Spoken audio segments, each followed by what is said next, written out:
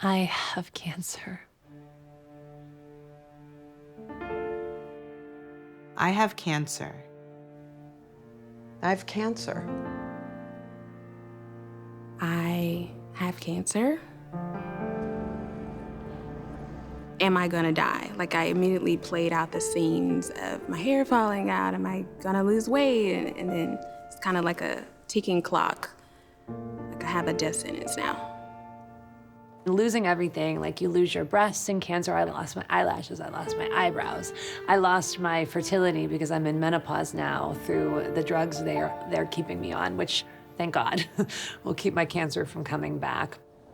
Dubin is an intimate environment in a sense, and that makes it more routine for me and not as, oh, you know, here comes another doctor's appointment and I don't know what to expect.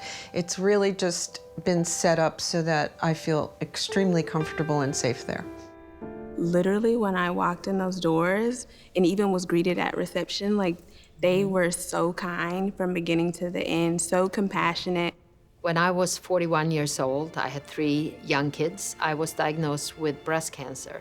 So that's when my thoughts about building a center, everything under one roof, open to everybody, regardless of ability to pay, came to my mind. And here we are, 11 years later. I thought breast cancer was like a pink ribbon that other people get, you know, and I'm healthy, a yoga teacher, Broadway dancer. Like, I didn't think that would happen to me. But then Dr. Port was the turning point of the whole thing for me. She just came in and she was so warm and she hugged me and she held me. And she looked at me, she goes, "It's gonna be okay." And so I was like, okay, it's gonna be okay. I think the Dubin Breast Center is unique in that it's the only place that I know of that is so patient-centered in terms of the quality of the experience that the person will have. And that involves, you know, taking care of so many of their other needs, like yoga, like nutrition, like massage. Some of these bells and whistles that we offer that I think have become essential and kind of our calling card. We adhere to the 3 C's, which is commitment, caring, and cutting edge.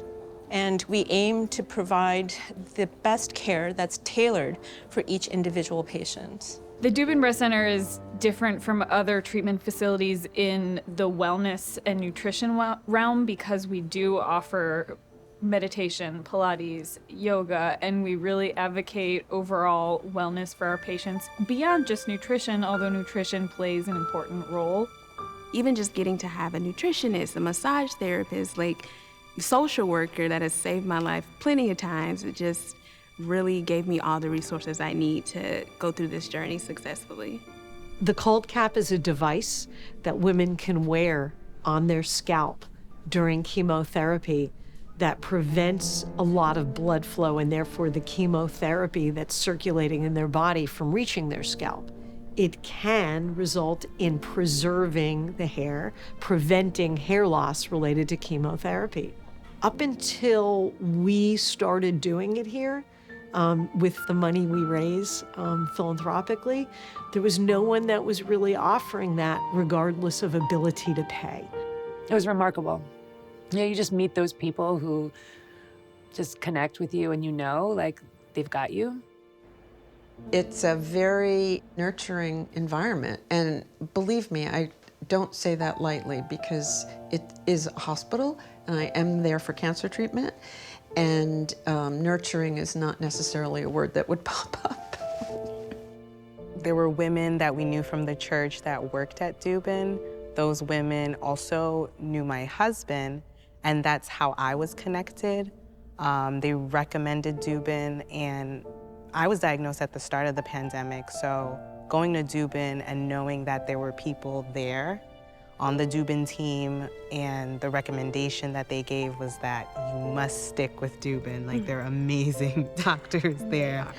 So one of the things that's so exciting about the Dubin Breast Center and Mount Sinai in general is that it serves an incredibly diverse community. Especially with Black women, like, I think we get diagnosed at the same rate, but Black women die more often than our other counterparts. The young women are just randomly finding it. That's what happened to me. I was playing basketball with one of my students, and they threw the ball, hit my chest, and I felt a pain. And this was February 2020. And that's how I found it. And believe it or not, that diversity, taking care of people from all socioeconomic backgrounds, ethnic backgrounds, makes the care better. It takes such a toll on your mental and emotional health. And that's another great thing about the Dubin Breast Center. Like, I've been able to get a therapist to talk through all of the things that I've been kind of holding in. What is really unique about psychology at Dubin is that it's so well integrated in their care and is actually part of their care. Clinical trials are so important in breast cancer. Every year, we're completely changing how we treat patients. So clinical trials are what allow us to move forward in the field as new therapies are compared to old standards, and we find that newer therapies are more effective. We change what we offer to patients, and we see improved outcomes, all as a result of clinical trials. In order to get enough data so that we can move forward, research is the only way to do it. And research also needs philanthropy.